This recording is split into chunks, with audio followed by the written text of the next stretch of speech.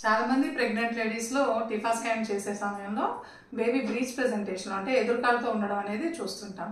So యూజువల్గా pregnant ladies భయపడేది ఎందుకంటే ఇదే పొజిషన్లో డెలివరీ టైం వరకు ఉండిపోతుందని భయపడుతూ ఉంటారు.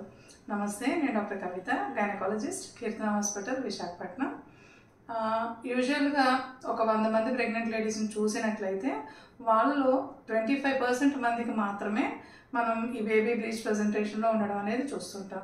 సో అది కూడా సెకండ్ ట్రైమిస్టర్లో అంటే 28 వారాల లోపు బేబీస్లో ఈ పొజిషన్ని ఎక్కువ గమనిస్తూ ఉంటాం. సో నెలలు నిండే కొద్దీ ఈ పర్సెంటేజ్ అనేది తగ్గి డెలివరీ టైం అప్పటికి ఓన్లీ 3 to 4% బేబీస్లో మాత్రమే మనం ఈ పొజిషన్ అనేది గమనిస్తుంటాం. సో ఎందుకంటే దీని వెనకాల రీజన్ ఏంటంటే గర్భాశయం అనేది పైన ఏరియాలో బ్రాడ్గా ఉంటుంది, అంటే ఇలా ఉంటుంది అనమాట షేప్. కిందకు వచ్చేసరికల్లా కూడా నేరోగా అవుతుంది. సో పైన బ్రాడ్గా ఉండే ఏరియా యూజువల్గా బటక్స్ అంటే బేబీ కాళ్ళు ఆ పార్ట్స్ని అకామిడేట్ చేసుకోవడానికి అనువుగా ఉంటుంది.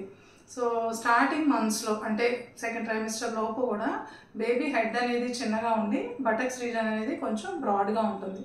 అందువల్ల ఈ నెలలో బేబీ పొజిషన్ని అడ్జస్ట్ చేసుకునే క్రమంలో బ్రీచ్ ప్రెజెంటేషన్లో ఎక్కువగా ఉంటుంది. నెలలు పెరిగే కొద్దీ ఏమవుతుందంటే బేబీ హెడ్ సైజ్ అనేది ప్రపోర్షనేట్గా బాడీ కన్నా కూడా తగ్గుతుంది అనమాట. సో అందువల్ల రివర్స్ పొజిషన్ అంటే మళ్ళీ హెడ్ కిందకు వచ్చి కాళ్ళు పైకి ఉండడంతో పొజిషన్ అనేది చేంజ్ వస్తుంది. సో ఆ విధంగా ఏంటంటే సెకండ్ ట్రైమిస్టర్ లోపు బేబీస్ బ్రీచ్లో ఉన్నా కూడా చాలా వరకు డెలివరీ టైంకి వచ్చేసరికి నార్మల్ పొజిషన్కి రొటేట్ అవుతూ ఉంటాయి.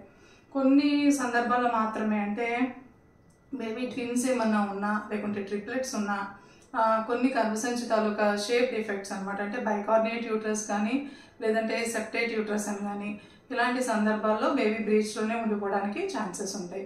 కొన్ని సందర్భాల్లో మాయ పొజిషన్ అనేది కూడా ఫండల్ రీజన్లో అంటే గర్భసంచి పై భాగంలో అతుక్కుని ఉంటుంది, లేదంటే కింద భాగంలో ప్లెజెంటా ప్రీవియా అంటాము. సో ఇలాంటి సిచ్యువేషన్స్లో కూడా బేబీ బ్రీచ్లో ఉండడానికి ఎక్కువ ఛాన్సెస్ ఉంటాయి.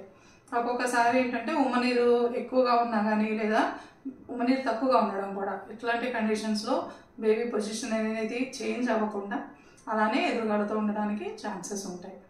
సో అందువల్ల మీరు టిఫా స్కాన్లో బేబీ కనుక ఎదురుకాలతో ఉందని తెలిసినా కూడా కంగారు పడక్కర్లేదు.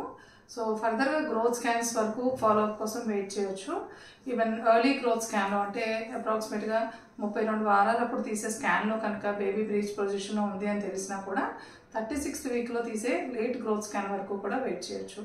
ఒకవేళ 36 వారాలు దాటి కూడా బేబీ బ్రీచ్ పొజిషన్లో ఉంటే అలాంటప్పుడు మీ గైనకాలజిస్ట్ సజెషన్స్ని ఫాలో అవ్వండి.